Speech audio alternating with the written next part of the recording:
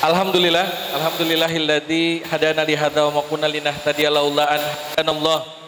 Asyhadu an la ilaha illallah wa asyhadu anna Muhammadar Rasulullah. Allahumma shalli ala Muhammad wa ala ali Muhammad. Faqala ta'ala fil Qur'anir Karim. A'udzu billahi minasyaitonir rajim. Bismillahirrahmanirrahim. Innal ladzina qalu rabbunallahu tsumma istaqamu tatanazzalu 'alaihimul malaikah ala takhafu wa la tahzanu wa basyiru bil kuntum tu'adun. Wa qala Rasulullah sallallahu alaihi wasallam raditu billahi rabba wa bil islami dina wa bi Muhammadin nabiyya rasulullah sadaqal azim wa sadaqa Rasulullah sallallahu alaihi wasallam. Takbir. Alhamdulillah. Ini tantangan Ustadz Ustazah, Bapak Ibu sekalian, mohon izin karena siang hari habis makan siang tadi ya. Rawan ngantuk gitu. Saya berlindung kepada Allah dari godaan setan yang membuat ngantuk. Mudah-mudahan Bapak Ibu sekalian, dan saya juga berdoa kepada Allah, mudah-mudahan Allah karuniakan hidayah kepada saya, dan Allah karuniakan atau Allah titipkan melalui lisan saya sesuatu yang berharga dan bermanfaat untuk didengar oleh sesama aktivis dakwah pendidikan, Bapak dan Ibu guru yang dirahmati Allah Subhanahu wa taala. Kemudian para murabi dan murabiah yang ada di majelis ini. Mohon izin, saya Muhammad Hadi Kusuma, tadi sudah diperkenalkan. Amanah saat ini ada di Bina Pribadi Islami, di pengurus pusat JSIT. Kemudian hari ini membersamai Ustadz Dedi Martoni, yang tadi sama-sama sudah membuat kita termotivasi dan membuat kita diteguhkan kembali menjalankan amanah sebagai seorang guru hebat, insya Allah. Saya hari ini ada di General Manager atau di Manajer Umum Azhari Islamic School Lebak Bulus, Branch of Al-Azhar Kairo, Egypt. Kalau Bapak Ibu ada gantian nanti kunjungan di Jakarta, mohon izin berkabar, mudah-mudahan kita bisa ketemu di DKI Jakarta. Bapak Ibu dirahmati Allah Subhanahu wa taala, pengurus yayasan se-Provinsi Jambi dan juga kemudian pengurus SIT se-Provinsi Jambi, Bapak Ibu guru yang dirahmati Allah Subhanahu wa taala. Mudah-mudahan waktunya cukup, saya diamanahi untuk berbicara tentang tantangan dan peluang pendidikan serta pembinaan untuk generasi Pi. Bapak Ibu, barangkali sebelumnya sering mendengar ada istilah kohort ya. Jadi dalam kajian sosiologi ada istilah namanya kohort. Kohort itu adalah suatu penelitian tingkah laku berdasarkan tahun kelahiran dari seseorang. Biasanya kohort itu dihitung per 10 tahun sekali. Ada seorang tokoh sosiolog dari Amerika Serikat namanya Karl Mannheim. Dia yang salah satu cukup terkenal juga, atau kalau kita pernah membaca riset dari Pew Research, itu kita akan kenal dengan nomenklatur generasi X, generasi Y, dan generasi Z. Atau kita pernah mendengar juga istilah baby boomers, kita pernah mendengar istilah generasi alpha, atau yang paling tenar adalah generasi milenial. Angkat tangan yang merasa generasi milenial. Ya, yang tidak angkat tangan berarti kolonial ya kan?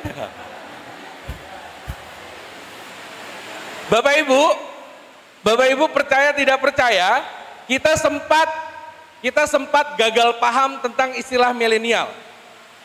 Tiba-tiba semua seminar itu mencantumkan kata-kata milenial. Meskipun pesertanya adalah umi-umi, bapak-bapak gitu. Karena pada waktu itu memang istilahnya kemudian jadi tren milenial. Maka Bapak Ibu sekalian, yang disepakati secara ilmu sosiologi yang disebut dengan milenial adalah mereka-mereka yang tahun kelahirannya dan tahun selama dia tumbuh besar mengalami 2 milenium sekaligus. Makanya disebut dengan istilah millennials. Milenium itu kan satuan waktu untuk mewakili dari 1000 tahun. Kita tahu kalau satu abad berapa tahun? 100 apa 50 nih? 100. Kalau Satu Hindu pernah dengar? 8 tahun. Maka ada satu milenium atau satu abad ya istilah Indonesia. Maka yang dimaksud dengan milenial adalah mereka-mereka yang lahir di 80-an, besar di 90-an. Saya milenial. Makanya kalau tadi ada yang tidak angkat tangan, bisa jadi memang benar bukan milenial. Karena dia sudah ada di generasi Z, ya dong. Pakai kohortnya Karmanhem. Yang nggak angkat tangan memang sudah berhitung atau lihat KTP ya kan.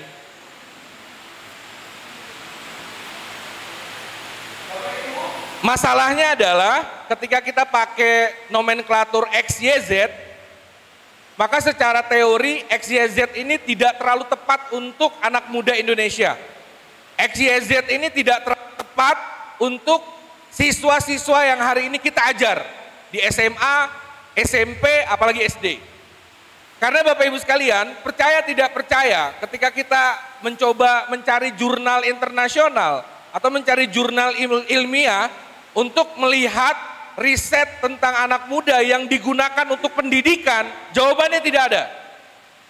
Karena anak-anak milenial, X, Y, dan Alpha itu diriset untuk kepentingan politik, satu. Kemudian para pemodal melakukan riset untuk kebutuhan melihat tingkah laku atau daya beli customer, dua. Jadi tidak ada atau belum ada jurnal ilmiah bagaimana metode apa atau mazhab pendidikan apa sekarang. Jadi sebagai informasi, belum ada risetnya. Belum ada penelitiannya bagaimana anak-anak zaman now, itu katanya sekarang istilahnya pakai istilah kids zaman now, itu belum ada riset untuk pendidikan. Kalau Bapak Ibu berangkat ke Pew Research, itu hasilnya adalah bagaimana tingkat mereka akses internet, bagaimana cara mereka, bagaimana perilaku konsumerisme mereka, bagaimana cara mereka memilih produk. Oleh karena itu jadi PR bagi kita, Bapak dan Ibu guru, para kakak pembina atau kakak pembimbing adalah bagaimana kalau mau menjalankan BPI berhadapan dengan anak-anak ini gitu. Mana risetnya? Mana dalil-dalil akademiknya untuk kita mengatasi itu? Padahal dunia pendidikan paling butuh itu. Nah, oleh karena itu mudah-mudahan Bapak Ibu sekalian, ada beberapa studi literatur yang saya lakukan dalam rangka memenuhi undangan ini dan membuat materi ini. Mudah-mudahan ini jadi bahan pertimbangan. Yang saya ingin katakan adalah belum tentu cocok di Jambi. Karena kalau Bapak Ibu pernah melakukan penelitian tindakan kelas, penelitian tindakan itu sifatnya kualitatif dan tidak pernah berlaku general. Tapi yang paling penting bagi kita seorang pendidik adalah memiliki suatu skill atau keterampilan melakukan riset kecil-kecilan di kelas kita masing-masing. Mudah-mudahan ini bisa. Tujuan materinya adalah bagaimana kita mengenal generasi Pi. Oh ya, di sini ada nomenklatur generasi Pi. Ini saya merujuk kepada buku tulisan dari Dr. Muhammad Faisal. Menurut saya kita berhutang besar kepada beliau ketika beliau melakukan satu riset, yang risetnya kita bisa gunakan untuk di bidang pendidikan, bidang kita. Jadi bukan hanya untuk yang para all shoppers gitu ya. Kalau di sini Bapak dan Ibu ada yang entrepreneur juga, punya warung online. Jadi risetnya Dr. Muhammad Faisal ini bisa kita gunakan untuk jadi bahan pertimbangan ketika nanti akan mengajar adik-adik atau mengajar anak-anak kita semua. Ada istilah generasi Pi. Karena Dr. Faisal tidak menggunakan istilah XYZ tadi. Karena hasil riset beliau mengatakan ada perbedaan yang sangat jauh antara anak muda di Eropa, Amerika Barat dengan Indonesia. Contoh, ketika ada satu instrumen pertanyaan ditanyakan kepada anak muda di Eropa. Salah satu pertanyaannya, menurutmu Maka dominan anak-anak di Eropa memiliki aset kripto itu 7%, memiliki aset saham, jika mereka berhasil memiliki pasif income sekian. Tapi ketika anak muda Indonesia ditanya dan diriset, jawabannya apa? Apa standar bahagianya? Wah, kita mah bang, hujan-hujan makan mie rebus aja udah cukup bahagia. Apa standar bahagia anak muda Indonesia dalam riset tersebut, Bapak Ibu? Apa Set? Harta. Harta mah udah banyak jawabannya Set. Jawabannya adalah membahagiakan orang tua. Serius? Pernah diwawancara jawab itu? Kali Bapak. Ini yang membedakan. Untuk itu Dr. Muhammad Faisal mengatakan, saya tidak akan gunakan kohortnya Barat, tetapi dia langsung meriset anak muda Indonesia karena jauh beda. Hal kedua, ketika anak muda Eropa dan Amerika Serikat cenderung individualis, ini tidak terjadi di pemuda Indonesia. Bahkan ini tidak terjadi se-Asia, Indonesia aja. Makanya pandemi tahun lalu di Jepang, itu ada manuver dari pemerintah Jepang mengadakan kementerian kesepian. Tugasnya untuk mengatasi sakit mental atau mental illness, insecure, dan mengobati kesepian anak-anak muda Jepang.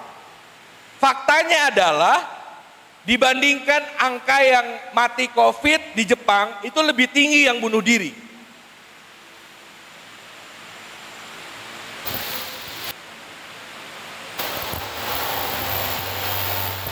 Masa tidak terjadi hubungan jika maka. Berarti bisa nggak bang kita katakan anak muda Indonesia lebih tangguh dibandingkan anak muda Jepang? Alhamdulillah ya, belum ada anak muda Indonesia yang gantung diri gara-gara kesepian lockdown ketika pandemi. Adalah di antara yang berbeda yang terjadi di Jepang sekalipun, Barat dengan yang kemudian di Indonesia. Indonesia katakan anak mudanya itu karakternya komunal,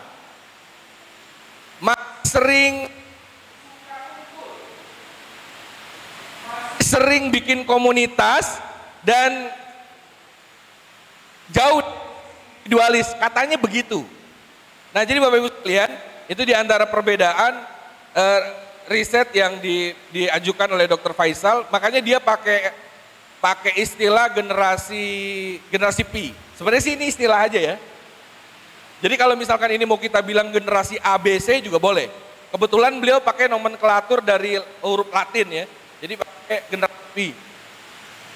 Kemudian Bapak Ibu sekalian, di poin yang kedua, saya mengusulkan ada satu mazhab pendidikan namanya mazhab konstruktivistik. Barangkali ini adalah tesis saya, ini usulan saya, bagaimana kalau kita nanti mengkaji tentang pendekatan pembelajaran konstruktivistik untuk berhadapan dengan anak-anak sekarang. Nanti saya coba sampaikan argumentasi saya, kenapa harus pendekatan konstruktivistik. Yang bagian ketiga adalah insight atau masukan seputar yang saya bahas.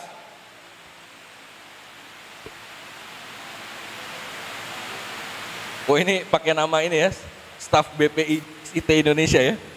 Saya belum izin ke ketua departemen ini. Datang ke sini pakai surat JSIT, nggak apa-apa ya. Bapak Ibu, sekarang istilah generasi P-nya istilahnya saya hilangkan dulu, saya pakai satuan tahun saja. Kalau kita berhadapan dengan anak-anak kelahiran 90 ke sini sampai tahun 2000-an, maka insya Allah hasil riset ini bisa jadi pertimbangan untuk kita berhadapan dengan mereka. Imam Ali mengatakan, didiklah anak kalian sesuai dengan zamannya. Barangkali ini adalah salah satu argumen di mana Bapak dan Ibu guru juga harus berkenan karena Bapak dan Ibu guru adalah orang yang lebih dewasa berkenan untuk lebih memahami siapa lawan bicara kita. Karena anak-anak tidak bisa kita paksa untuk dia memahami kita sebagai guru. Yang ada adalah yang lebih dewasa berkenan untuk berkorban, berkenan untuk mewakafkan dirinya untuk menyesuaikan dengan kondisi anak-anak sekarang.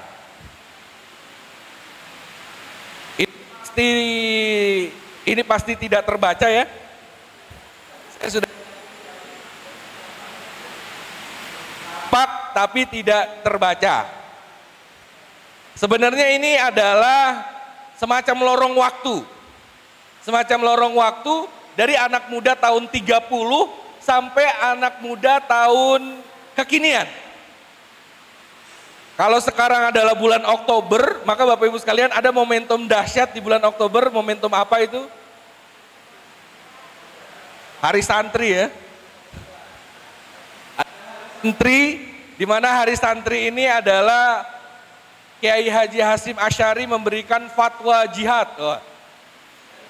Santri-santri di mana dominan mereka adalah anak muda memperjuangkan isu kemerdekaan.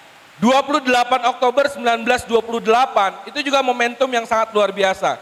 Makanya kalau ini terbaca, oh bisa dibaca ya?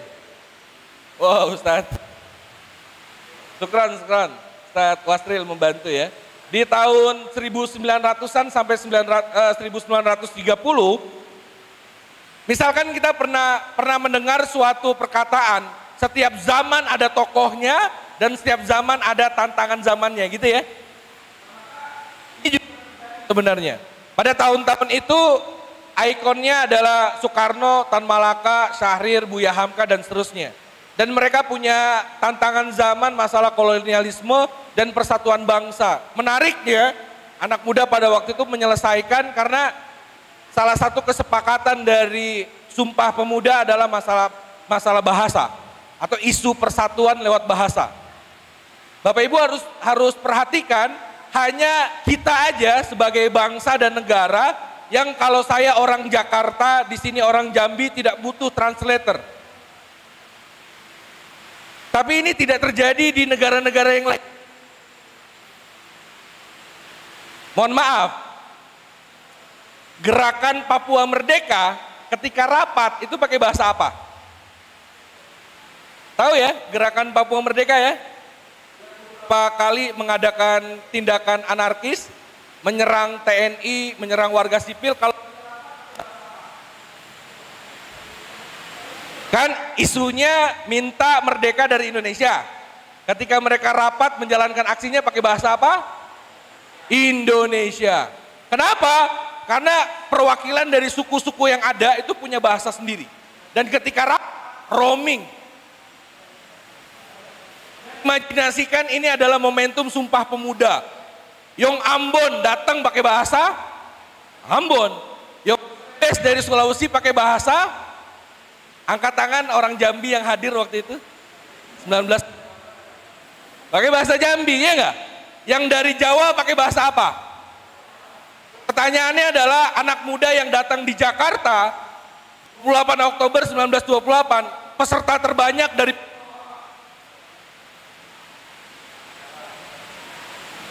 terbanyak dari pulau apa?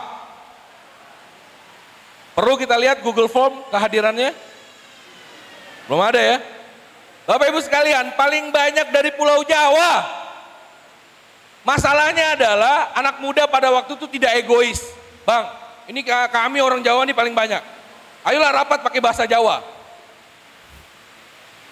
Ternyata tidak. Jadi yang Jawa nurunin harkat dan derajatnya, yang dari timur, oh nggak bisa bang, kita jauh-jauh dari timur nih. Terus yang jadi pertanyaan, mereka janjian rapat pakai apa? Grup WhatsApp. Ini juga masih misteri ya, di antara 1928 tuh misteri mereka kumpulnya itu bagaimana itu misteri. Maka tugas pemuda pada waktu itu selesai. Kita langsung lompat ke bagian yang awal abad 21. Tahun sudah berganti, tokoh sudah berlalu, isu jadi berbeda. Ikon pada hari ini adalah Maudy Ayunda, Dian Pelangi, Raisa, Ustadz Wasril. Atau Bang Andri, ya enggak? Ini tokoh saat ini. Kemudian Bapak Ibu sekalian, tantangan zamannya sudah berbeda. Ada pengaruh perkembangan mobile dan digital. Yang paling menyebalkan adalah isu korupsi masih jadi tantangan zaman sampai sekarang. Bangsa kita tidak belajar, VOC itu bangkrut dan kalah perang dengan Mataram, apalagi Aceh, itu gara-gara korupsi. Jadi ini memalukan ya, zaman sudah digital tapi kita masalah korupsi. Radikalisme, kemudian pasar bebas dan pengaruh gaya hidup dari luar. Kemudian corak gerakan sosial politiknya adalah ini gerakan politik yang agak modern hari-hari ini ya. Makanya kalau di sini masih ada kawan-kawan mahasiswa, Bang Wasril kan Presma Unja ya. Kalau antum hidup di zaman ini, Ustaz, nggak ada itu peserta demo, Ustaz.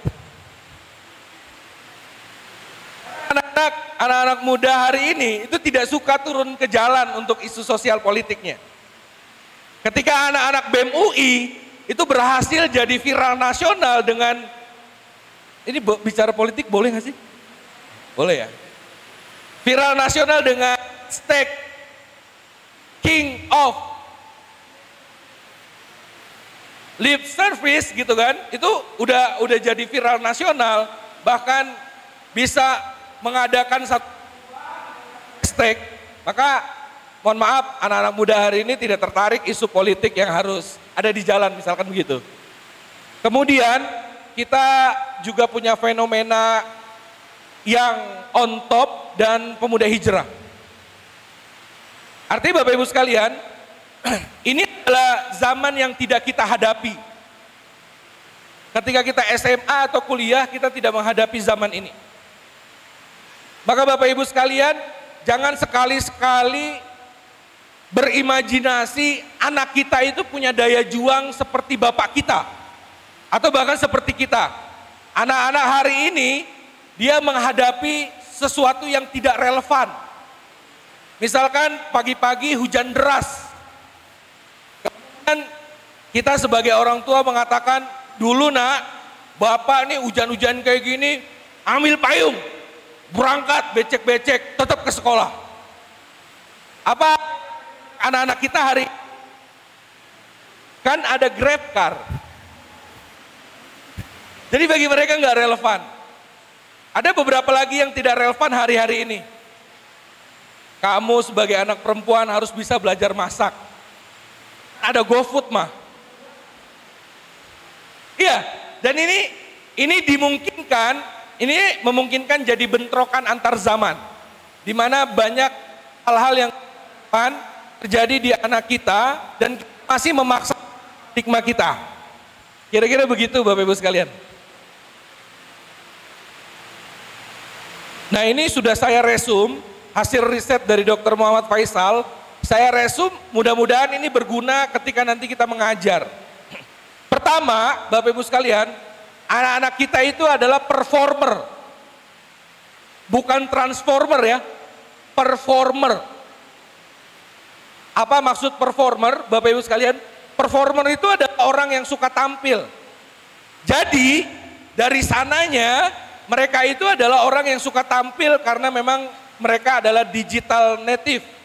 Mereka adalah warga asli dunia maya. Di mana setiap hari mereka melihat dunia maya, isinya adalah orang demi orang yang senantiasa tampil. Mereka yang mempengaruhi cara kerja otak mereka, sehingga jangan heran anak-anak sekarang itu adalah performer. Lalu bagaimana implementasinya di ruang belajar kita atau di ruang kelas kita?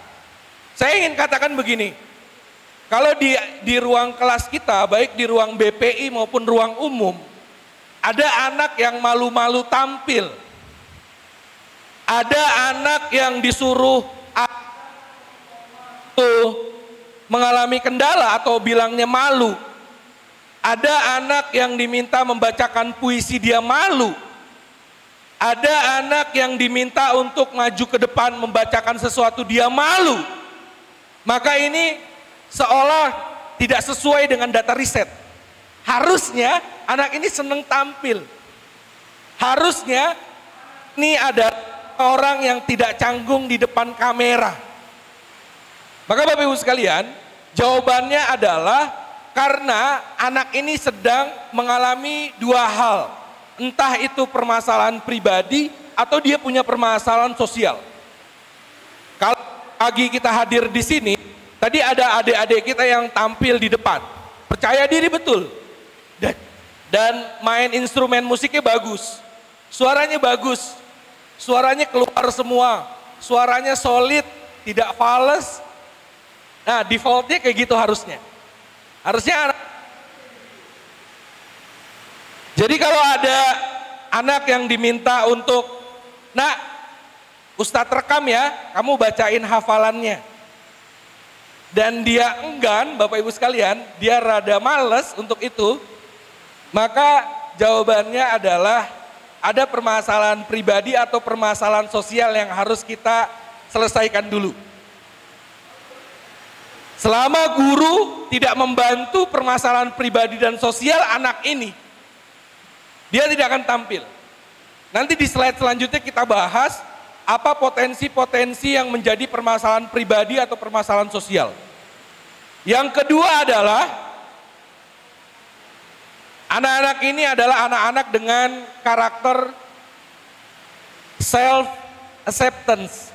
Dia sangat-sangat ketergantungan terhadap penerimaan di ruang kelasnya. Dia sangat ketergantungan mendapatkan apresiasi dari lingkungannya. Dia sangat ketergantungan, bahkan bisa sakit apabila ada gelagat-gelagat kalau dia tidak diterima di lingkungannya. Kenapa Bapak Ibu sekalian?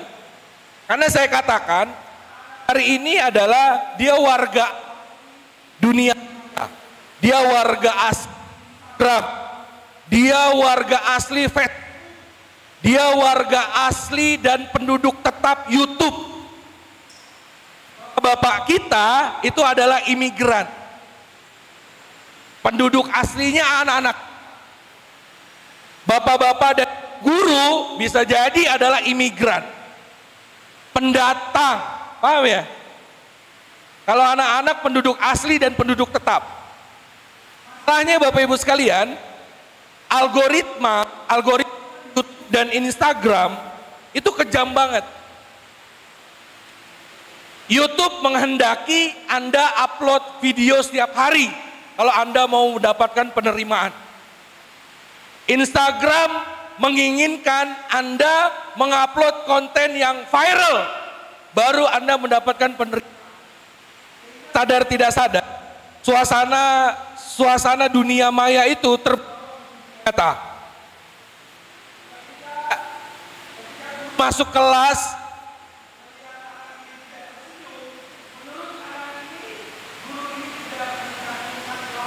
bagi postingan saya. Menurut anak ini, guru ini telah berkomentar negatif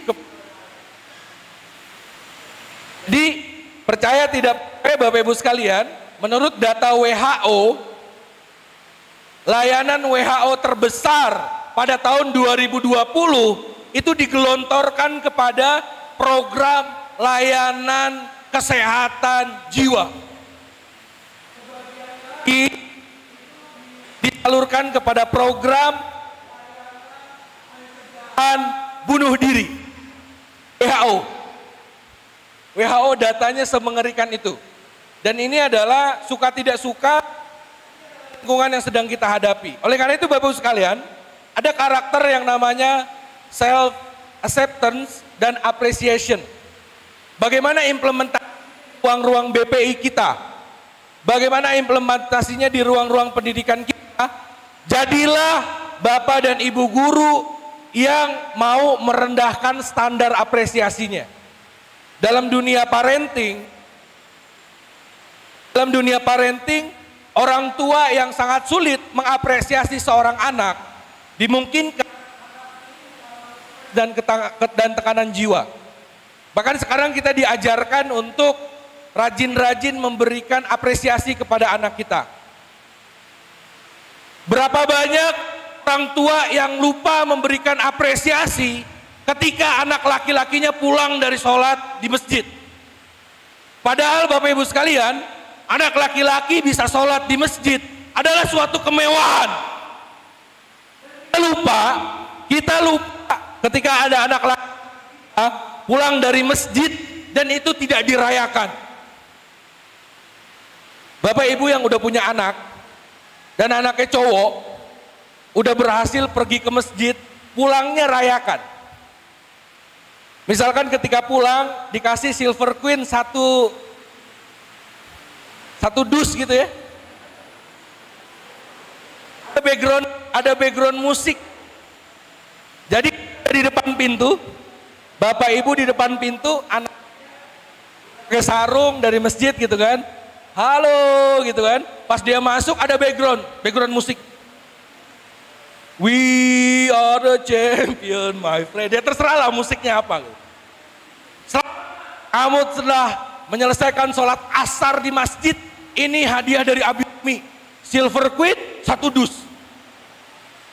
Apa ini? Beat. Karena kata anaknya baru tumben nih dikasih Silver Queen. Kita setuju gak sih kita ini pelit apresiasi? Masalahnya bapak kalian ranking 1 tuh cuma 1 anak di kelas yang medali emas, cuma 1 atlet. Sadar tidak sadar telah melakukan kekerasan apresiasi kepada sesama manusia. Kalau bapak ibu ke rumah saya di Lebak Bulus Jakarta Selatan, setelah pintu itu ruang tamu isinya adalah ratusan buku dan ada beberapa piala. Anak saya umur belum sekolah, tapi dia telah memenangkan piala menyelesaikan hafalan Al-Fatihah. Telah berkenan tertib di masjid, telah berkenan menghabiskan makanan, bentuknya piala. Piala murah Bapak Ibu sekalian, 15.000 untuk yang tinggi 30 cm.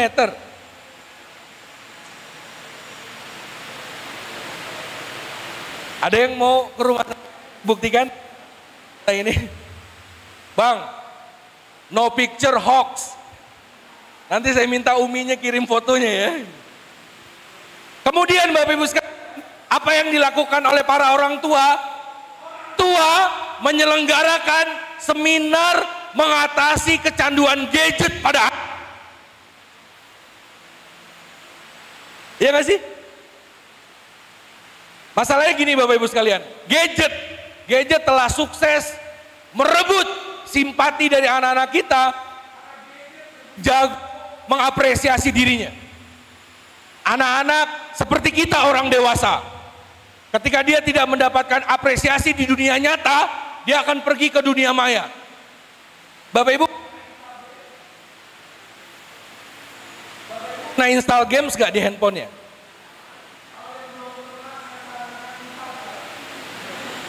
Ini salah satu games, gak usah lama-lama mainnya, cukup 1 episode saja, cukup 1 babak. Ketika Anda babak,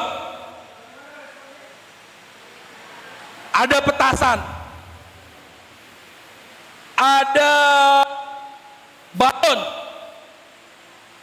Yang tidak kalah penting adalah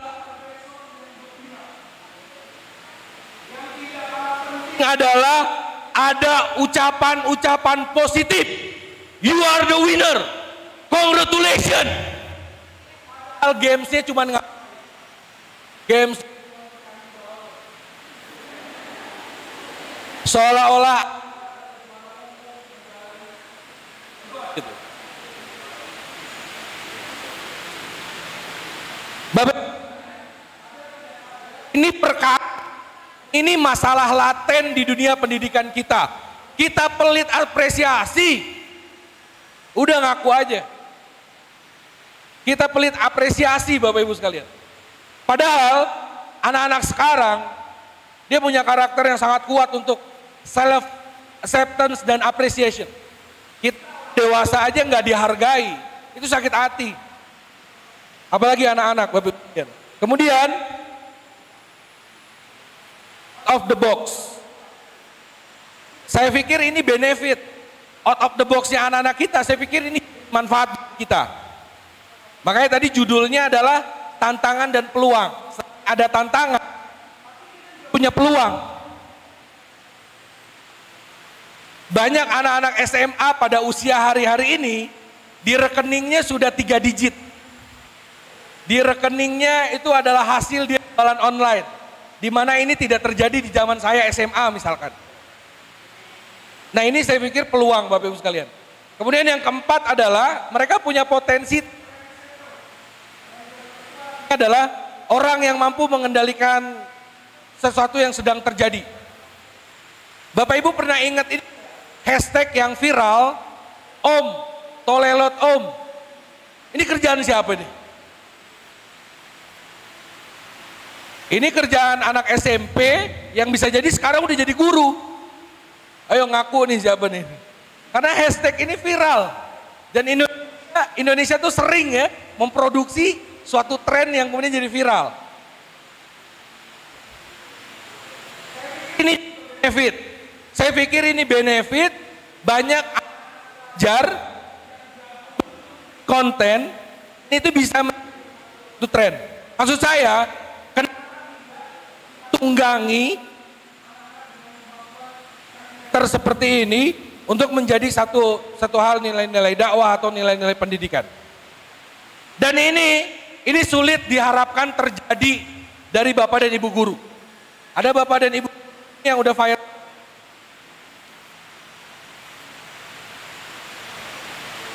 Yang terakhir, ini dan ini berita sedih bagi mungkin. Anak-anak saat ini itu disinyalir tidak memiliki jiwa survival yang lebih kuat dibandingkan zaman sebelumnya.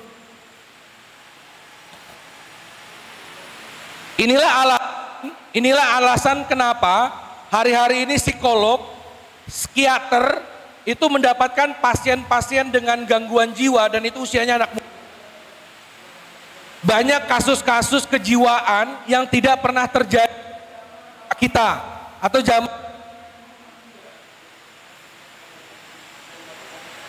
jawabannya Bapak Ibu sekalian, jawabannya adalah siswa-siswi kita, murid kita itu lahir dalam satu kondisi di mana teknologi sudah terlanjur matang.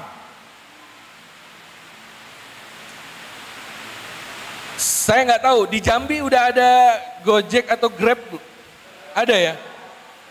Anak atau murid boleh nggak ke sekolah naik Grab? Boleh. Pernah nanya nggak sama anak-anak mesen Grab jam berapa dan kamu lagi ngapain ketika mesen Grab itu? Kalau Jakarta, ini kelakuan anak Jakarta nih. Kelakuan anak Jakarta. Dia naik kereta. Dia mau turun 2 stasiun lagi. Ketika di 3 stasiun sebelum dia turun udah dipesen. Udah dipesen, abangnya datang. Dek, mohon maaf nih, saya udah di stasiun yang dituju sesuai titik kan. Oh iya bang, saya masih selisih 2 stasiun lagi, tunggu saya. Ini kelakuan anak Jakarta. Dia anti nunggu-nunggu klub.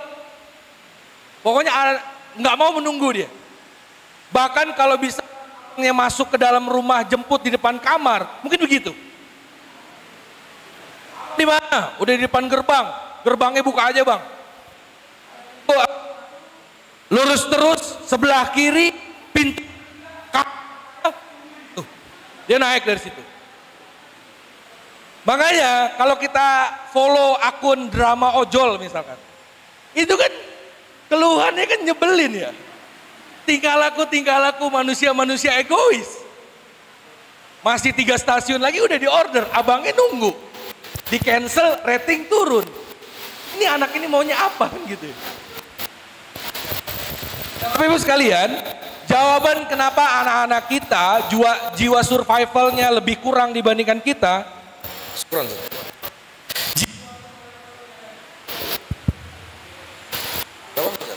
Yang pakai kabel aja.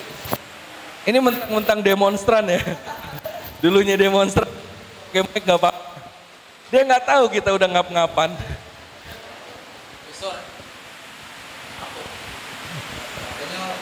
Saya mengerti kenapa adik-adik kita atau murid-murid kita tidak sekuat bapak kita.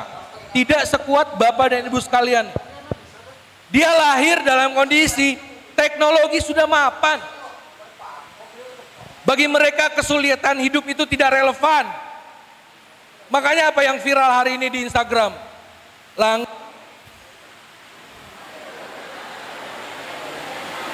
Langit, bisakah aku meminta uang gitu? Bisakah kamu turunkan? Aku tidak bekerja. Katanya begitu. Itu kan mindset, ya enggak? Ini saya ngomong ingat salah satu tokoh.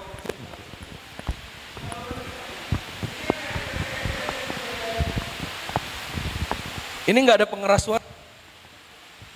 Ini keringat asli ya. Bang, tolong bang. Pingsan ini. Jadi Bapak Ibu sekalian, ini tantangan kita. Sekarang yang lagi jadi PR gini. Kita sedang menyambut kebangkitan Islam. Pertanyaannya adalah, sudahkah kita berhasil menyiapkan, mendidik anak-anak yang nanti akan sesuai dengan zamannya? Maksud saya, ini akan berhadapan dengan Dajjal. Maksud saya, Bapak dan Ibu guru sebagai pendidik, itu sukses gak sih menyiapkan anak yang ketika nanti dia besar, dia bisa perform, dia bisa mengatasi zaman, bukan hanya saja mengatasi, dia bisa mengendalikan zamannya, kan itu PR-nya.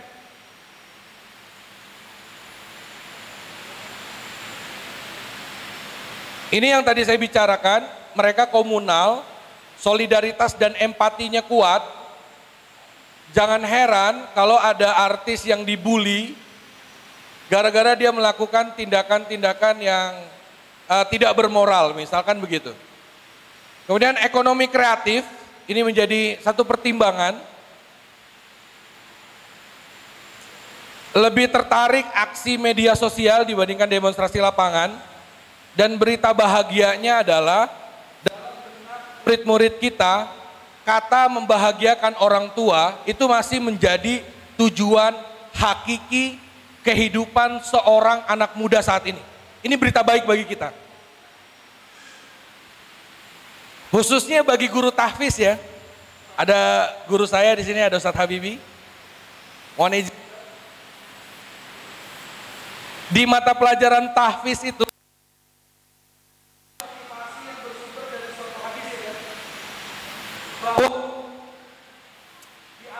nanti akan ada orang tua yang Allah kenakan mahkota yang sangat bersinar, yang Rasulullah mengatakan sinarnya melebihi segala sinar yang pernah terang di muka bumi.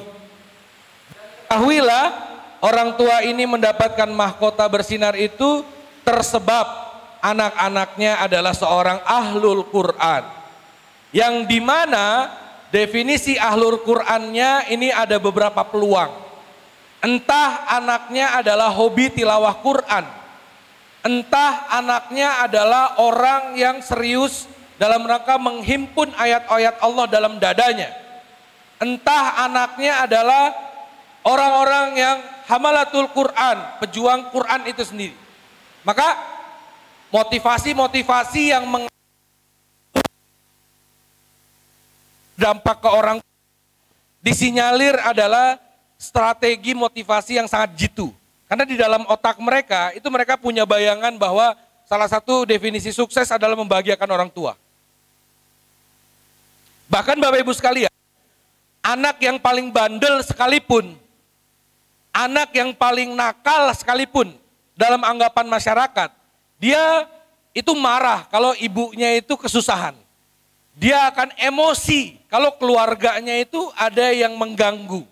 Misalkan begitu.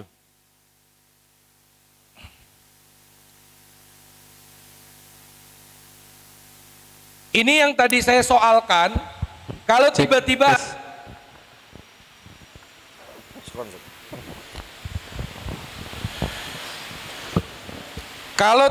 ada murid yang tidak perform, harusnya mereka adalah seorang performer, orang yang suka tampil, maka bisa jadi Bapak Ibu sekalian, ada permasalahan pribadi dan sosial yang belum selesai. Maka mudah-mudahan, bukan mudah-mudahan juga ya, akhirnya kayaknya tugas kita di akhir zaman ini jadi agak berat. Bapak dan ibu guru tuh kadang harus dituntut juga kayak jadi temennya anak-anak. Karena harus bantu ini Bapak Ibu sekalian. Ada anak-anak yang feeling lonely. Dia merasa kesepian di tengah keramaian yang ada. Siswa atau murid di Nurul Ilmi ini itu jumlahnya ratusan ya. Kalau ngumpul semua mungkin bisa ribuan gitu. Tapi ada anak-anak yang merasa kesepian.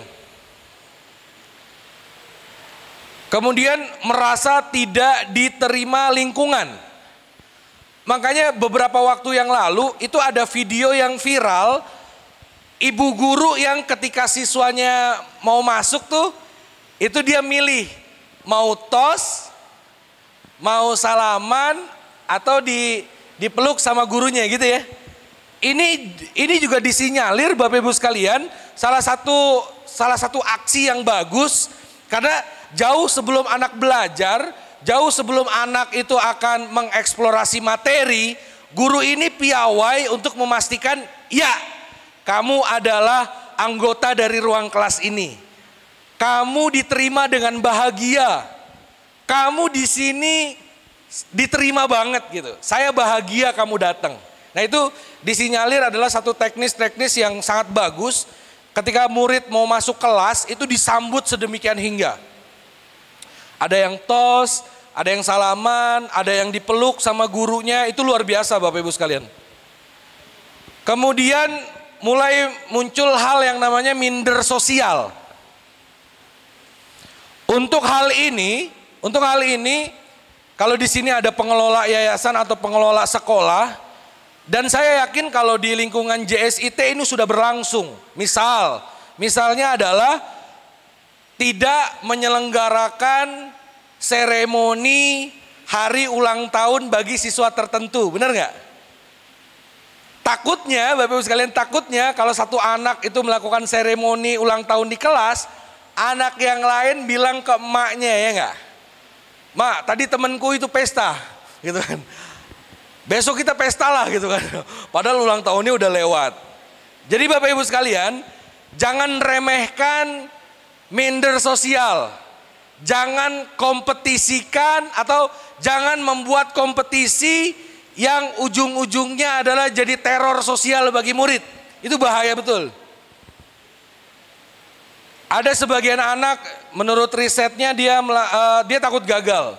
Kemudian kecemasan terhadap penilaian sosial dan merasa khawatir tertinggal hal kekinian. Karena mereka saking komunalnya, mereka saking ngegrupnya, mereka khawatir kalau ada bahasan yang dia nggak ngerti. Makanya Rasulullah melarang kita kalau lagi bertiga ada orang berbisik ya dengan yang lain. Karena teman yang satunya itu akan merasa tidak diterima dalam pergaulannya atau merasa dia tertinggal satu bahasan.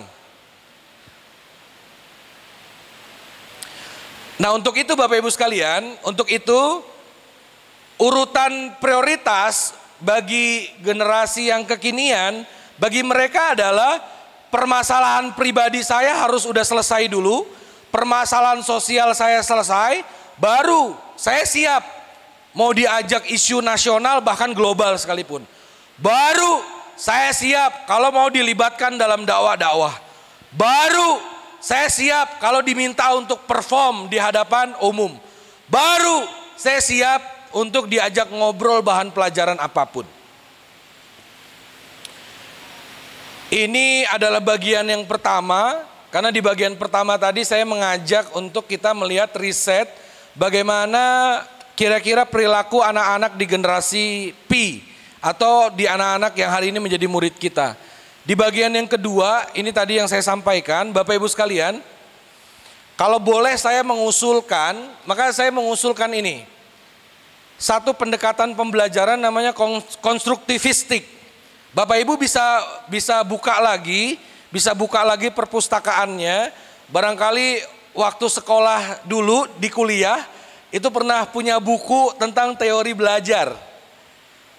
Atau saya rekomendasi ada buku yang saya punya, judulnya adalah Model-model Pembelajaran Inovatif Berbasis Konstruktivistik.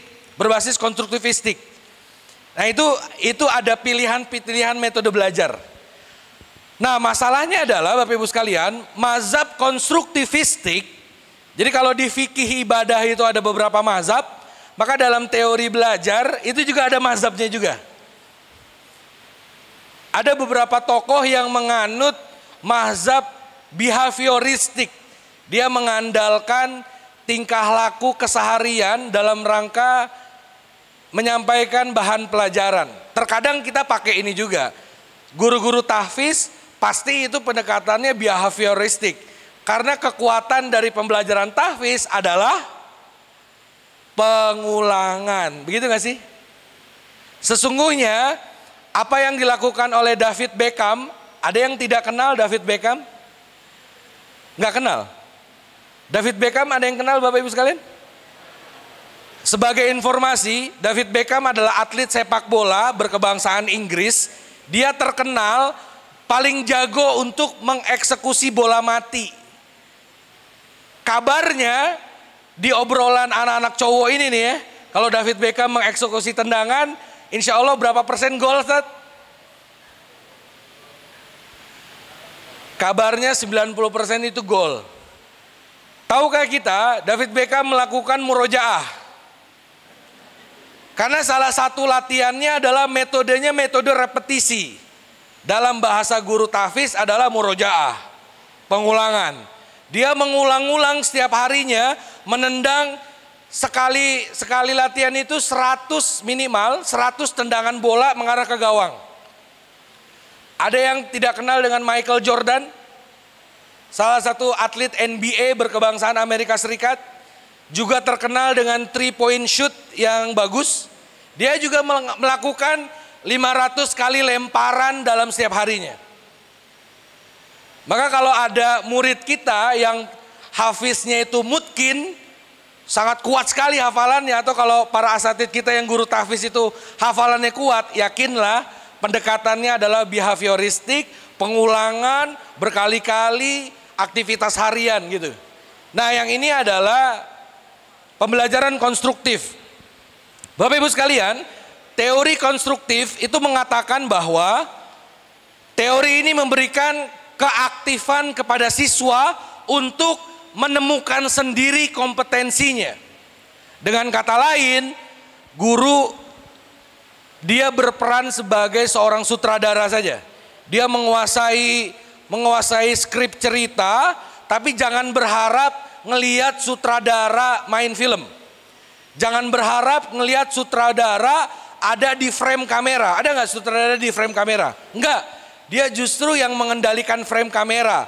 Siapa pemerannya Bapak Ibu sekalian? Pemerannya adalah anak. Saya sarankan Bapak Ibu lihat lagi buku-buku teori belajar, judulnya masalah konstruktivistik. Nanti Bapak Ibu akan ketemu dengan berbagai metode belajar yang lebih mengaktifkan siswa. Ingat, siswa kita ini performer. Siswa kita ini adalah anak-anak yang terpapar sosial media, yang hasratnya itu ingin tampil, hasratnya itu ingin dapat likes, hasratnya itu ingin berebutan bicara dan seterusnya. Maka metode ini dianggap cukup tepat. Ini sudah saya singkat-singkat saja. Ini usul saya Bapak Ibu sekalian. Ada usul yang bagaimana kalau Bapak Ibu sekalian mewakafkan waktunya dan mewakafkan sebagian rupiahnya, mudah-mudahan Allah ganti dengan yang lebih baik, untuk belajar tentang wawasan karakter generasi yang sekarang, belajar public speaking, belajar wawasan personal branding, belajar adopsi teknologi dalam pembelajaran, belajar kreasi grafis dan sosial media manajemen. Karena beberapa guru itu sudah hari ini harus berpikir bahwa kalau kita tidak sanggup jadi content creator, maka anak-anak kita itu akan diambil oleh konten kreator yang lain. Bapak Ibu sekalian, di zaman 4.0 ini, salah satu profesi yang tidak bisa diganti dengan robot adalah profesi seorang guru. Tapi saya harus sampaikan bahwa guru yang tidak mau atau guru yang tidak berkenan untuk mempelajari teknologi, dia dapat digantikan oleh guru yang menguasai teknologi. Setuju gak sih? Jadi Bapak Ibu sekalian, bahwa kita tidak akan digantikan oleh robot benar. Tapi mungkin posisi kita akan digantikan oleh orang lain. Oleh karena itu Bapak Ibu sekalian, ini era yang menurut saya paling adil ya. Ini era yang paling enak, di mana setiap kita punya kesempatan yang sama untuk bisa berkontribusi dan berbuat baik. Maka Bapak Ibu sekalian jangan takut kalau misalkan hari ini kita harus banyak terlibat juga membuat media-media belajar yang ada kaitannya dengan dunia sosial media, di mana murid kita adalah warga asli sosial media. Kalau ada Bapak Ibu guru yang sukses tampil seperti Atta Halilintar tapi materinya adalah fisika, ini jadi challenge nih Ustadz Wasril. Guru fisika kaliber Atta Halilintar. Jangan lupa subscribe YouTube Ustadz Wasril ya. Apa namanya Ustadz? Wasril Tanjung ya. Subrek ya.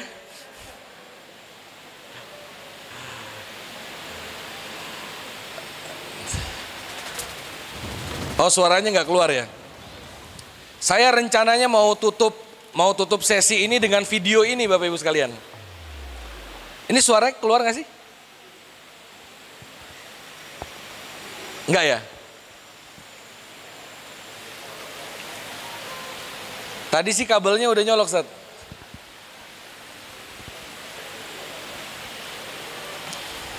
Bapak Ibu, ini yang saya sampaikan video di depan adalah kelas BPI yang saya pegang. Walaupun bukan di sekolah ya. Ini adalah pengajian anak-anak yang di rumah. Kalau bahasa JSIT-nya BPI, saya menggunakan metode belajar namanya role playing. Teknik mengajarnya adalah anak-anak saya kumpulkan, saya briefing, ada satu naskah cerita yang saya buat, anak-anak berbagi peran dan mereka memainkan perannya, tetapi dalam peran itu ada maksud dan tujuan belajar yang mau dicapai. Saya nggak ceramah, saya ngerekam anak-anak gitu kan, yang belajar mereka setelah berbagi perannya sudah selesai, di akhir kita refleksi. Ya ini nggak ada suaranya ya. Kalau ada suaranya menarik sebenarnya.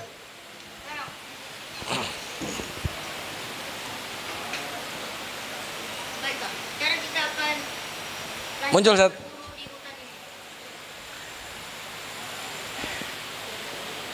Prajurit, lihatlah Perdana Menteri yang tidak sopan. Kamu harus sopan.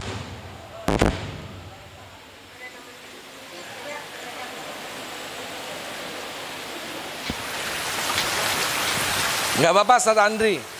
Waduh, siapa yang Kedengeran ya? Ini bagusnya sih diulang ya. Karena Bapak Ibu tidak akan menguasai ceritanya kalau nonton dari sini. Prajurit, dia ngomong apa? Tahu saya. Kamu ngomong apa? Saya tidak mengerti. Yang ini aja deh. Saya dialog sama anak-anak. Kalau di DKI Jakarta kita manggilnya abang. Saya dialog, bang, kalau di sekolah itu paling sebel kalau gimana? Katanya paling sebel kalau ada murid yang mulutnya itu ringan mulut ya. Maksudnya gampang banget mencela kawannya. Atau ringan tangan, tapi gampang banget tangannya itu usil kepada kawannya. Kemudian saya sampaikan suatu dalil, sampaikan satu cerita siroh bahwa dulu Abu Dzar Al-Ghifari itu pernah ditegur oleh Rasulullah secara keras tersebab dia pernah menyakiti hati Bilal bin Rabah dengan mohon maaf menyebutkan warna kulitnya, dan itu menyinggung Bilal bin Rabah.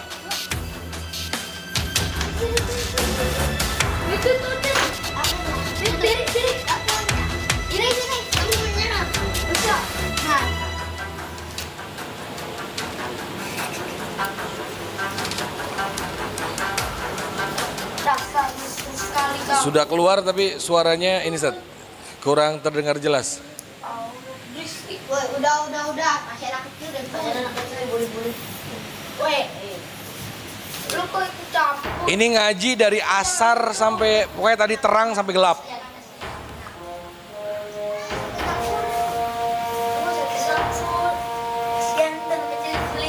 Udah tenang, udah.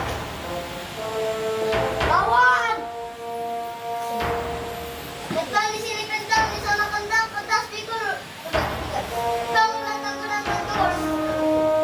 Jadi kamu perlu jaga, ya?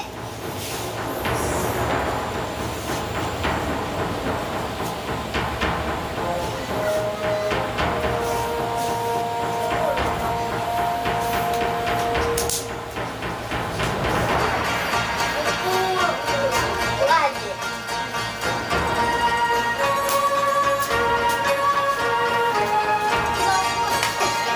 Bang, temen gua boleh jatuh masih ada bu. Asal lalu. Iya. Langsung aja 2-3 pasang dadu. Ini yang saya bilang, anak-anak sekarang tuh performer.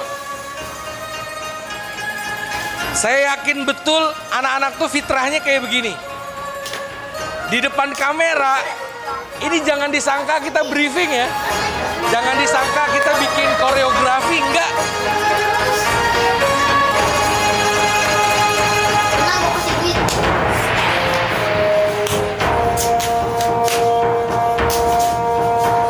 Ampun, nih. Iya bang, ampun bang. Ampun. Iya. Dikit bang. Udah puas kena aja. Ya, no, makanya menurut Allah berkata, menurut surah Al-Hujurat, Inna akramakum indallahi atqakum. Sesungguhnya orang yang paling mulia di sisi Allah adalah orang yang paling bertakwa, bukan orang yang paling hebat, jago, pintar ataupun kaya.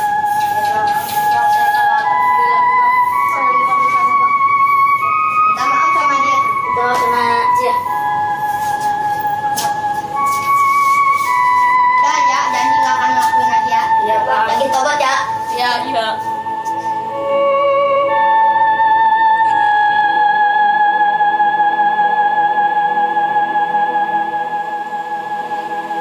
Nah Bapak Ibu, saya punya keyakinan yang seperti tadi.